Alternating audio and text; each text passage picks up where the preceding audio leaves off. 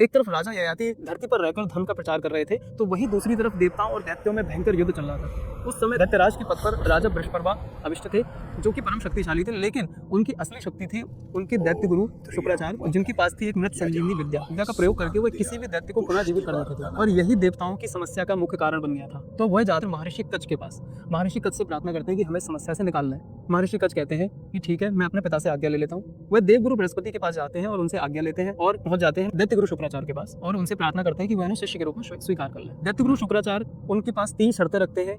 आपको 1000 वर्ष तक कठोर तप करना होगा, मेरा और मेरी पुत्री देवयानी उसकी सेवा करनी होगी, कि देवयानी को हमेशा सुखी रखना होगा, उसके चेहरे पर दुख की एक भी रेखा नहीं आना चाहिए। महर्षि कच्छ उसकी प्रत्येक सेवा करते थे, उसको प्रसन्न रखने के लिए वह उसके सामने नाचते गाते तक थे और उसके लिए फूलों का श्रृंगार भी करते थे। लेकिन इतना सब होते हुए भी महर्षि कच्छ इतने निर्विकार थे कि उनके मन में देवयानी के प्रति कोई भी असद्भाव नहीं आया, लेकिन देवयानी उनकी तरफ आकर्षित हो गई। जब 1000 साल पूरे हुए, दैत्य गुरु शुक्राचार्य मृत संजीवनी विद्या उनको प्रदान कर देते हैं, लेकिन वह उनसे कहते हैं कि अभी तुम्हें जाना नहीं है, अभी तुम्हें कुछ दिन रहकर और यहाँ पर सेवा करनी होगी। और इसी बीच में देवयानी उनके समक्ष विवाह का प्रस्ताव रखती है।